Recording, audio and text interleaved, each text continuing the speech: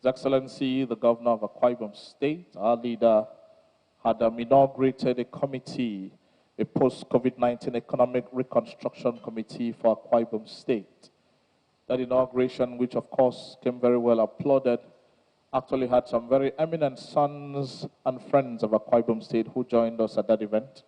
And the terms of reference of that committee were, in summary, to work out a way of how we will be able to jumpstart the economy of Akwa Ibom State directly, of course, knowing very well the very negative impacts that COVID-19 has plagued on the entire global economy. We are here today for the presentation of the report of that committee. Just to refresh our minds, the members of that committee, the committee is headed, of course, by a professor of economics, the former Director General of the West African Institute for Finance and Economic Management, and a former Vice Chancellor of the Akwa Ibom State of the University of Uyo, Professor Akpan Ekbo. Other members of the committee, the head of the Department of Economics, University of Uyo, Professor Emmanuel Ewodu, who is the secretary of that committee and who is here in person. Can we please put our hands together for him, ladies and gentlemen? We also have in that committee Lady Mary Uduk of the Securities and Exchange Commission, and of course she's joining us via the Zoom app there on that projector screen. It's a pleasure to have her. Please put your hands together for her, ladies and gentlemen. Mr. Lord Swilomani is also a member of that committee. Please put your hands together for him. The former Executive Director of the Nigerian Content Development and Monitoring Board, Sir Effiong Afiakure, is a member of that committee and is here in person. Please put your hands together for him. The President of the Uyo Chamber of Commerce, Industries, Mines and Agriculture, Obong Nseyen Ebong, is also here as a member of that committee. Executive Vice Chairman, as he then was. As a matter of fact, the date of the inauguration was the day he retired from the services of ExxonMobil. Mr. Udom Inoyo is a member of that committee. And unfortunately, he's yet to join us here. Also in that committee is the management consultant, Sir Inyang, who is here. Please put your hands together for him. From the Institute of National Transformation, Professor Vincent Anibogu is a member of that committee also. We're hoping he will join us before we round this off. And joining us via Zoom is the chairman of Zynox Technologies and a great friend of Akwa Ibom State, Dr. Leo Stan Eke. Please put your hands together for him, ladies and gentlemen. We also had Senior Special Assistant to the Governor on Marketing and Brand Management, Honorable Ime Owa, who is a member of that committee. Executive Director of Akwa Ibom State Agricultural Investment Corporation, Archicop Pastor Mo Eno, is a member of that committee. Honorable Commissioner in charge of the Ministry of Women Affairs and Agriculture, Dr. Glory Edet, is a member of that committee. Also in that committee is the immediate past Group General Manager, Gas of NMPC NAPIMS, Mr. Hilary Akpan, who currently is in the United States of America, but who has joined us via Zoom at this event. Please put your hands together for him. Commissioner for Works, Mr. Ephraim Yangayen, is also a member of that committee. Commissioner for Economic Development and Ibom Deep Sea Port, Mr. Kanokun, is also a member of that committee. Commissioner for Finance, Mr. Linus Nkan, is also a member of that committee. And last but not the least, Commissioner for Trade and Investment, Prince Upong Akpabio, is also a member of that committee. Please put your hands together for them. Distinguished ladies and gentlemen, the committee, of course, will be presenting a report on the work that they have done on behalf of the people of Akwa Ibom State to the government of Akwa Ibom, led, of course, by His Excellency, our Governor, Mr. Udom Emmanuel, who is presiding here. Please put your hands together for His Excellency, the Governor. Deputy Governor of Akwa Ibom State, Mr. Moses Ekpo MFR, is also here. Can we please put our hands together for him? Secretary to the Akwa Ibom State Government, Dr. Emmanuel Ekuwem, is also here. Please put your hands together for him. Head of the Civil Service of Akwa Ibom State, Mr. Effiong Essien, is also here. Please put your hands together for him. All the commissioners, and of course this event was strictly for members of the Akwa Ibom State Executive Council for reasons which are too well known to be repeated here. But we acknowledge the presence of the entire commission as members of the Akwa Ibom State Executive Council. If they would please rise, we'll put our hands together for them, ladies and gentlemen. Thank you very, very much. Very distinguished ladies and gentlemen, the terms of reference were very well spelled out by His Excellency the Governor on the day of the inauguration. And he emphasized on not just the how, but also on not just the where, but also the how of the committee's work and recommendations. After these introductory formalities, at this point, with His Excellency's permission, I will invite the Secretary of the committee sitting in for the chairman, who would have loved to be here, but for reasons of the restriction of air travel, the Secretary of the Committee and the Head of the Department of Economics in the University of Uyo, Professor Emmanuel Nwuju, to please proceed with the presentation of the committee's report. Prof, please.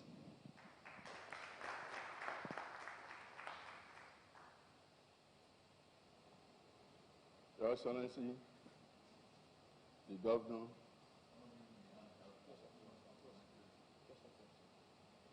Your Excellency, the Governor, the Deputy Governor, Secretary to the Government, and distinguished ladies and gentlemen, on behalf of the chairman of this committee, I'm going to present the report of the committee that worked for the past 1 month.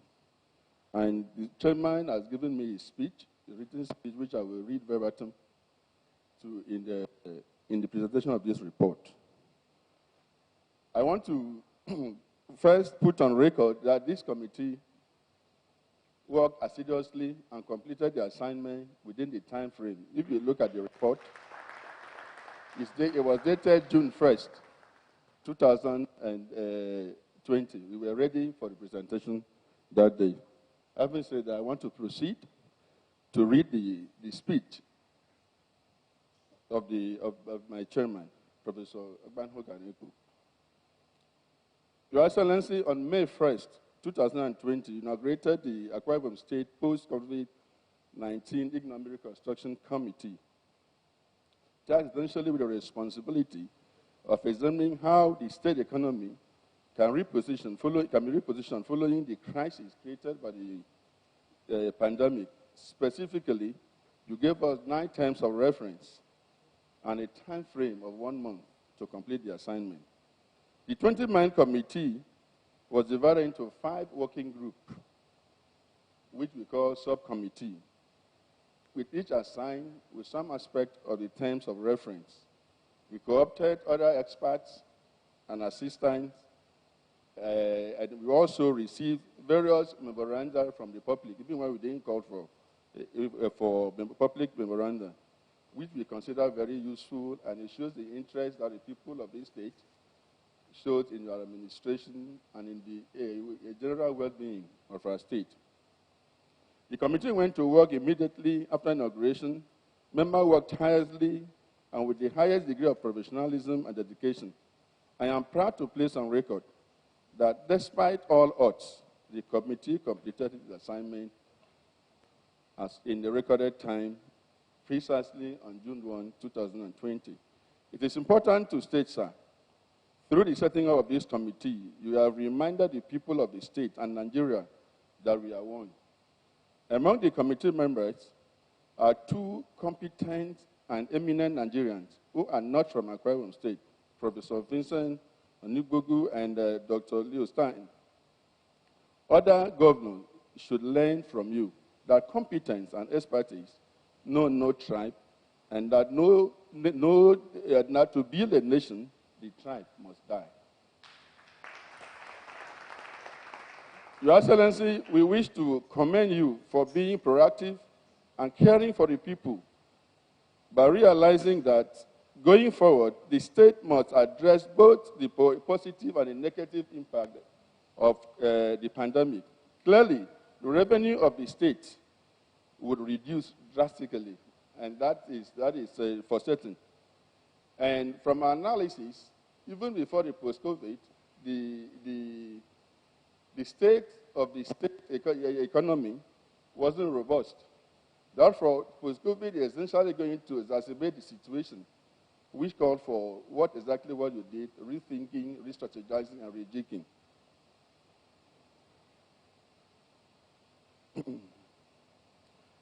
Our state is blessed with enormous human, material, and natural resources.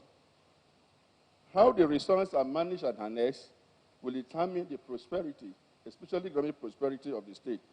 We have no doubt that we are committed and have demonstrated your drive to laying a solid foundation for the state. The future is predicated on the economy without oil. Therefore, in this assignment, we were actually looking at an economy without oil, assuming that there is no oil in Akwa Ibom State. And to borrow the word of His Excellency himself, that he used to say, assuming Akwa Ibom was a country that did not need to rely on federal government, would they have survived? How will we survive without oil?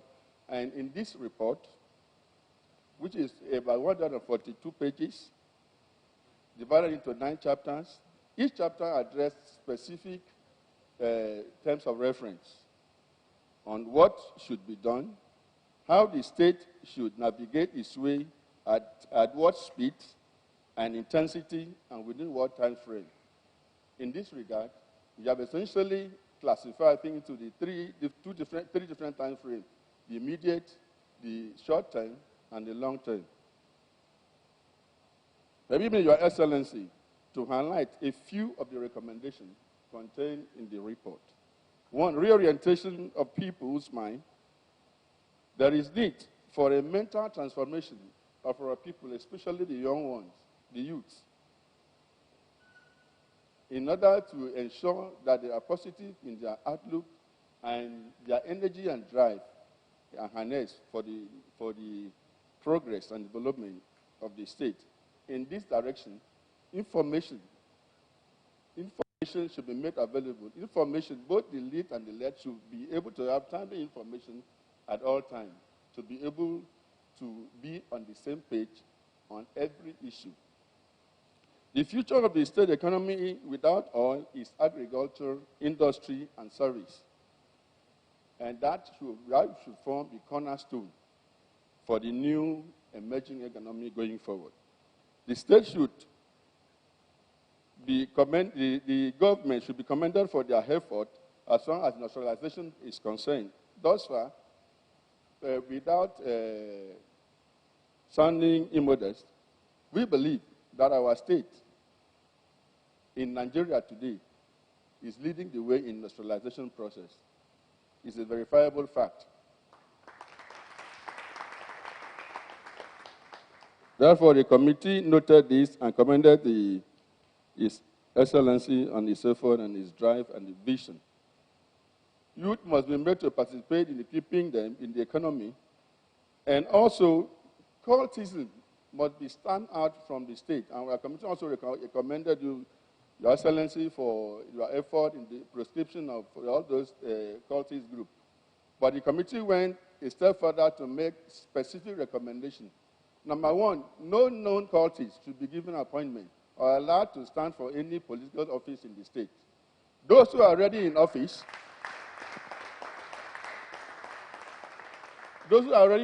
should be given opportunity to denounce their membership of cult. If they don't, they should be removed from office, and the purpose of their removal be made known. The essence of this is to make cultism unattractive to our people. Effort must also be made to complete the science park. It will create jobs, increase government revenue, and will become a Silicon Valley for our state and even our country. Massive investment in hard and soft infrastructure must be continued unabated. Revisit our waterways transportation.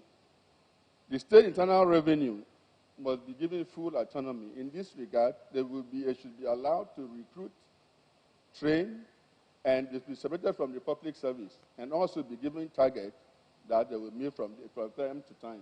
Fortunately for us, our state has a GDP, state GDP. Therefore, the target could be benchmarked with the gross domestic product of the state.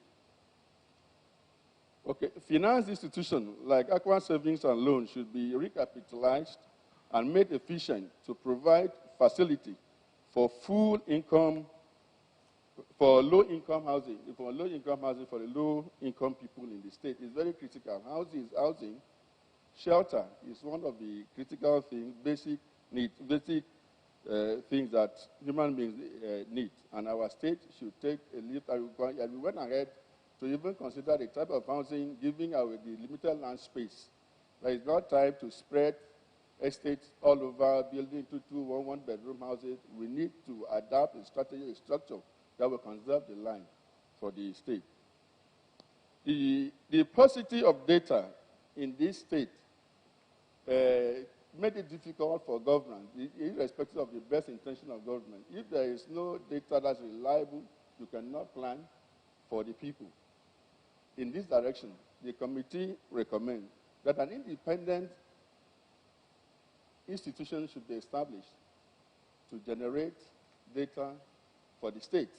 In this, it would be easy for us to counter the allocated data from the federal government. The things should remember the data on unemployment, on the age, the rate, and all that. It would be difficult to contradict those data if we don't have their own. If you don't have their own data, that will show clear methodology on how you arrived at it. The state, the commission also advocated or recommended the need for the Economic Advisory Council to be created to assist in the formulation, conceptualization, formulation, and implementation of government policies, such that every decision will be evidence-based, based on fact. We also recommended that the state should have a reserve fund. All the money that comes to the state should not be spent. There should be a reserve fund created for the state, so that in time of lean season, there will be something to fall onto. The government should have an exit plan on all its commercial ventures and investment. We commend the government for the initiative. Before now we were talking about government taking commanding height, then privatization came in, and we have known that we've come to realize that even the private sector is not that efficient. So the government taking again a commanding height should make provision in the long term on how to diversify and leave the commercial venture essentially to the private sector, while the government will continue the creating enabling environment and policy and regulation. Low-hanging fruits have been identified in this report. Some of them are the things that could be activated today. Some are the work could be activated next week. They are all outlined in the report. Your Excellency, the state needs a 30-year perspective strategic development plan. The committee recommends for that plan to be put in place, not just put in place as every other plan, and there should be the need to pass that plan into law, so that successive government, even after your own, will be held accountable on the implementation of that plan. It should be possible for people to look, for Akwa Ibom to look at the trajectory going 30 years from now and be able to take decisions, whether economic, political, or whatever decision, within the confines of the plan. Today is historic. In every generation, leaders and persons emerge to make positive changes in society and uplift the welfare of the people.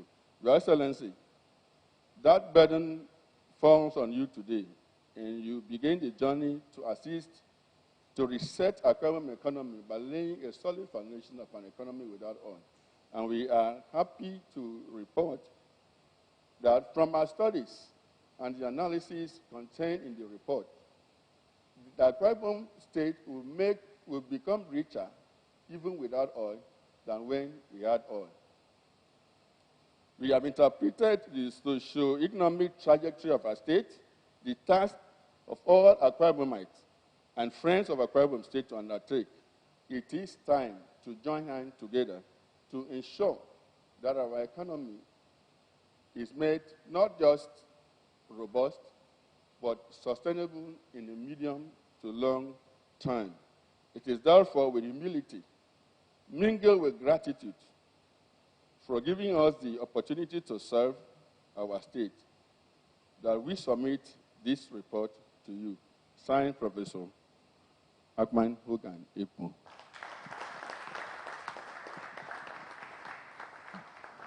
Very distinguished ladies and gentlemen, the Secretary of the Committee will proceed to make the presentation to His Excellency the Governor on behalf of the Chairman. 2 volumes of that report, and of course a summary We think of the report also presented to His Excellency the Governor. Thank you very much. The volume of work done in 1 month, I think, is commendable. Thank you very much. Thank you very much. Please, I think that they have done a good job, and they have also met the timeline that was set for them. Can we please put our hands together for them one more time? At this point, respectfully, we will invite His Excellency, the Governor of Akwa Ibom State, having received this report, to please make some remarks. Your Excellency, please.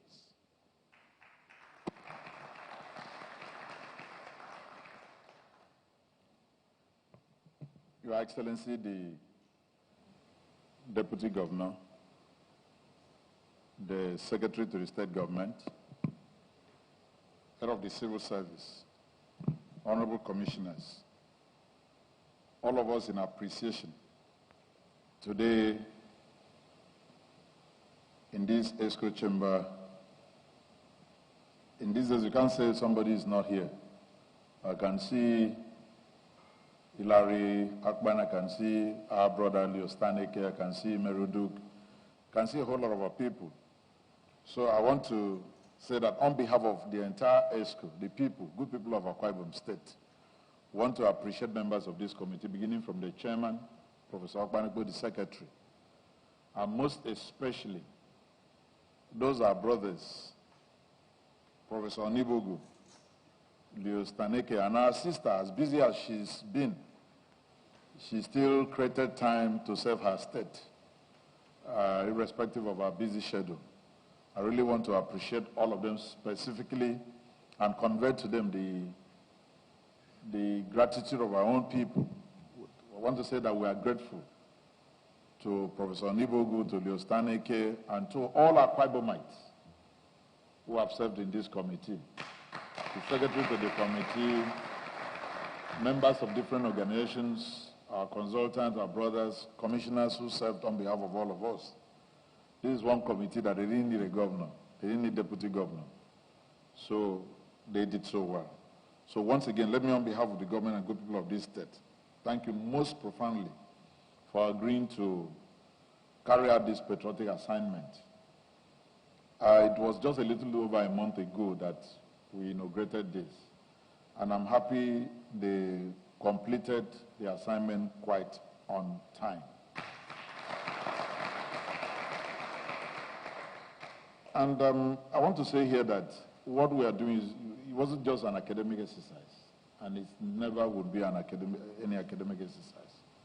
Whenever issues like this happen anywhere in the global space, things change. If something as not as impactful as COVID-19, the September 11 changed the face of aviation travel across the globe till tomorrow. I don't see how things will remain the same after COVID-19 across the globe. This is one shaking that affected every single nation of the world.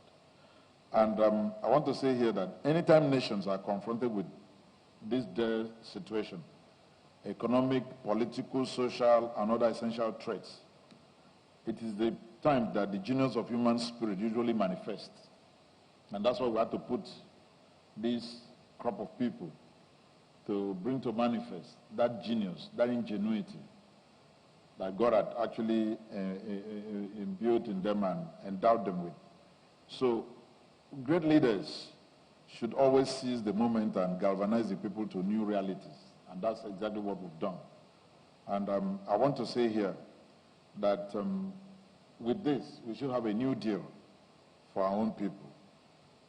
Let me reassure the committee that every single recommendation in this report, as analyzed here, I will not take it for granted at all. We would implement every single decision taken here. And I will also appreciate that from this committee, inside this ESCO chamber today, we'll set up members of implementation team to start work immediately that will work with all the ESCO members in order for us to implement this. And I've not seen the report yet, but I want to believe we really emphasize on not just the what, There's one of the leaders in the global space that said one time, don't tell me what to do, tell me how to do it. So I believe the report is not just to tell me what to do, because at times what to do could be very, very easy, but how to do it is where we were looking for the members of this committee to put up for us what to do and how to do it. And I want to reassure them that we are grateful. We'll do everything humanly possible. A time is now for us as a people to reappraise ourselves, reappraise our capacity, reappraise our resources, reappraise what God has blessed us with. I keep saying, so one of the pillars of Dakada philosophy is that what you have is all that you need to get to where you want to go to. I mean, don't ever look around. Whatsoever you have is all that you need. So all you need to add to that is the passion and the attitude, and which is where, when the chairman of this committee started presenting the report, he talked about reorientation of people's mind. Once we have the right attitude towards where we are going to, once the passion is right, I keep saying, so nothing is impossible. Because having gotten what we've gotten, I think we can go a long way. And I'm so happy about some of the youthful brains that we have also in the committee, who must have tackled the issue of youth involvement in the new direction that we are going to. Time waits for no one. We'll certainly work as if, of course, there's no way on planet Earth you create change, and then there's no sense of urgency. So if you must create change, there must be that sense of urgency. I think this is one aspect, that we must all create the sense of urgency that we have to run as a people in unity, in one accord, towards one goal, towards one direction, until we achieve it. Let me specifically also say here that we'll redefine certain probably priorities that will affect us and affect our people. We have to redefine that. Probably what we used to think were quite essential, were quite fundamental and urgent. With time changing now, those things we thought were fundamental, they were urgent, they might not ever remain fundamental and urgent at the same time. So we'll need to redefine that. What's urgent, what's fundamental towards our people moving forward, and also achieving our economic independence that we're actually looking for. Any strong, economically independent community, let me put it that way, not just a state in this case, trust me, the other aspects of existence of mind will make it very easy. Will make it very easy. It is only in developing countries that people go to contest election and be campaigning on how to build roads, how to build infrastructure, what to do. Those things are never, you campaign based on certain economic policies, no more in infrastructure building. So we must set it out. And I so much appreciate the recommendation of the 30-year development plan. And I want to say, even at the ESCO, we started working on that. We've set up the pillars. The Ministry of Economic Development, we're already working on that. We've had, I think, the first or second review at ESCO. We are trying to set up things that has nothing to do. One of the key pillars of leadership is selflessness. Never, ever look at yourself. Look at the people, look at the future, and look at where you're going to. I think that's one of the key pillars of leadership that we're also trying to bring to bear in what we're doing in this state today with all amount of sincerity. I mean, that's why, and if you're a selfless leader, criticisms may not actually be the issue here, especially destructive criticisms. All you need to do is you look at your conscience. What you're doing, is it the right thing? Just keep doing the right thing consistently. As you do it consistently over time, trust me, you'll be exonerated. People will come to realize that whatever you put in place, it must have been in the best interest of our people. So be rest assured that the 30-year development plan will fast-track what we've done so far. And by the time we announce members of the implementation team, we'll also share those ideas with them so that they can see where we've gone to. We've tried this issue of statistics, either to reside it in one ministry, or each ministry should also have their own statistical office, but the coordination is probably what you recommended today. We'll get it more coordinated. We'll see how we can set up a proper bureau that will be headed by a good statistician, and then, because we need that to actually get things done. And at this point, I still want to look up to our big brothers, especially those in ICT. we still call on our brother so well and so often.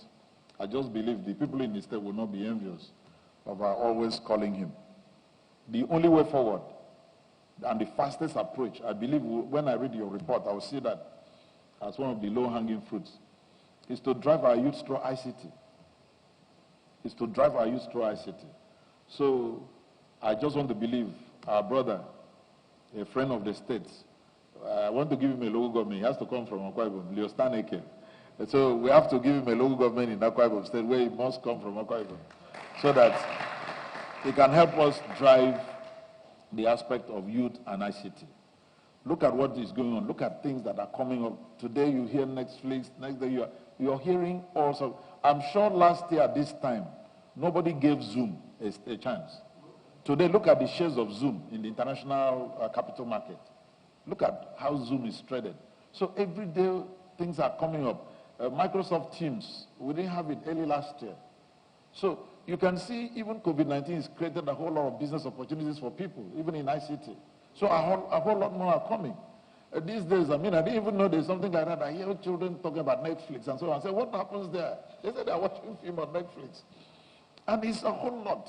So people are writing packages, solutions, and so on. And every single human being is living based on solution for the next scope. And that's the way forward. And you could see where ICT will come to play a whole lot. And I wouldn't want us to be left behind. I know you've talked a lot about our science park. You know the impact of COVID-19 on that project. And secondly, too, it wasn't just our own because we don't have the technology. We needed to also import the technology and then build that infrastructure and then develop what I call the soft infrastructure out of that. It's still something that is in focus. You can see that the whole world now, there's no inter-country air travels any longer, no cross-the-country travel. So once international flights operations commence, I want to believe our partners will be here. Not even only in terms of that, a whole lot of things we needed to do. Our partners got trapped outside Nigeria. We couldn't move forward. I want to believe a whole lot. And we're also looking at, in an economy like this, for us to move forward, we need to see what we can do in terms of auto industry. It's a huge industry across the globe that people are working on. Even if we have to, import the technology in whatever form, we must do something that will transfer skills and technology to our people so that we can also help. I want to also let the committee know that we've fully built infrastructure at our skill acquisition center at IDIDEM. So once the interstate movement and also international flights open, the equipment will start arriving so that we work with the implementation committee and also see what we set up on that skill development center. I will still call on ExxonMobil. There's also one way to partner with ExxonMobil to do at Ikorakata, the former technical college. That even if we channel that towards solid minerals, oil and gas, and the rest of them, I think that would also still go a long way in terms of power and the rest of them. So we are moving forward, and I believe, and I would do a lot to ensure that I work with this committee to see what we can achieve out of this. Finally, on Aqua Savings and Loans, I'm happy you brought that up. I also want to say here that so far, since I became a governor, we've put in a capital, we've injected capital no less than 3 billion naira into Aqua Savings and Loans. And with your recommendation, everything, people see things a lot in terms of political side of it. We're going to reorganize that place almost immediately. Put in new management, new committee, and make sure that place works. It's been in our plan, but you see, one thing with people is you give people time. You don't just give people time, allow them to also settle in, bring in what they have, and then you also assess. These things are measurable.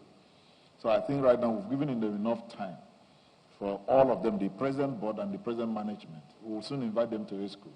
Let them come and present their scorecard so that we can also assess. And one thing about results is figures don't lie.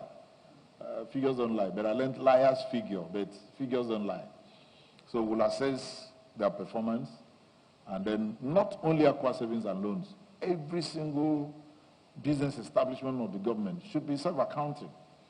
I mean, I was talking about the state university. I said, I don't see today in Nigeria how many privately owned universities that the owners, the founders of those universities still pumping grants every month of 300 million naira. It's not done anywhere. Once you're set up, there's a time, I mean, for you to stand on your own and also be a revenue generator and also compete favorably. Same thing with AKBC. Every single facet, every business established. And that's why we also keep challenging the Commissioner for Trade and Industries. Every single business concern we've set up that state government has interest in, they must function. They must function. You must do everything to make sure that it functions and it works well. That's the only way we can make progress. Let me say here, I want to pledge here that we'll do our very best to incorporate and implement the recommendations you've submitted. I'm sure that you won't see this assignment as a one-off event. I know we can always call on any of you to offer your thoughts and insights on how we can actually move forward and then implement this. Once again, on behalf of the entire Akwa Ibom people, people of this great state, let me register our appreciation to every single member of this committee and our friends outside the state, all those who submitted memoranda that were not called for, shows how much they love and they want to participate. Let me still thank all of them. And at this juncture, I want to say here that this one is not from the governor, it's from the committee. They've recommended that they will take only one commissioner into the implementation, one other person, and I have, at the initial stage, people that will work closely with the ESCO members to see the implementation of this effected. And they will also liaise with our brothers who are also not resident in the state, Liustaneke, Professor Nibogu, our sister Meruduk, and the rest of them who are not resident in the state, to see how we can quickly implement this. So we've quickly put up 5-member team out of your own committee that can quickly get this done, to look at the recommendations and then also see how that can be implemented. The chairman of this committee will continue. Professor Akpan Hechegbo will be there. The secretary will continue, Professor Emmanuel Omudito, because we can easily go and knock on his door. So we are looking at people. We are just made to understand that Mr. Udo Minoyo is retired. So let him go and implement this and work for the state and bring all the connections in there. So we've put Mr. Udo Minoyo. Then we've given you people the Commissioner for Agriculture, Dr. Gloria Edet, to also coordinate from the ESCO. Then, of course, the man behind the next generation, who has so much responsibility, Honorable Imowa, will also work from the youth and all other MDAs coordinating. So those 5 people will actually liaise between all of us, your committee, interact, and also see how this can be implemented as soon as possible. So it doesn't mean those are the only people who will implement this. All of us are members of the implementation committee. As I said, you can't just, it's not a one-off event. It's not a one-off assignment. Once you've signed your signature on this thing, you must see it happen. So that when history comes, you must say, hey, I participated. Not just in terms of recommendation, but in terms of implementation. So, but these 5 people will liaise with all of us here. We have to bring in one ESCO member so that at least all of us cannot be talking to everybody at the same time. There must be some elements of coordination. So we'll get that done. And then, of course, the secretary will be very much available since he has all this. In case the governor cannot read all of this. But I can, trust me, that give me between now and weekend, I would have done justice to this. I want to believe we've exhausted some areas that we needed to touch on. But if there's any other thing, we'll communicate to members of this committee through this 5-member implementation committee, because we will not be able to call all of you at the same time. But this smaller group will be able to reach out to anybody at any point in time, and this thing will move forward. Once again, I thank the Secretary to the State Government who provided Secretariat, the members of the Akwa Ibom State Government live streaming. You've done well, but people who developed this, I'm not sure they're up to your age, Solomon. So I wouldn't mind you coming up with something also that can beat this. Let's also keep challenging some of you who seem to be ICT experts. People who develop this, they are much younger than you. The guy who established the condensate platform that was used, I read sometime, I think it was less than 30 when he not. Thank you so much. God bless you all. We really appreciate this. Thank you.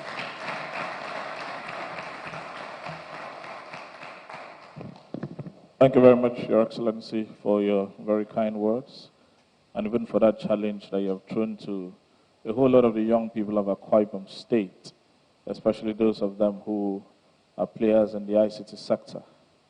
You may interest us to know that as at December 2019, 10 million people daily were getting involved with meetings on the Zoom app.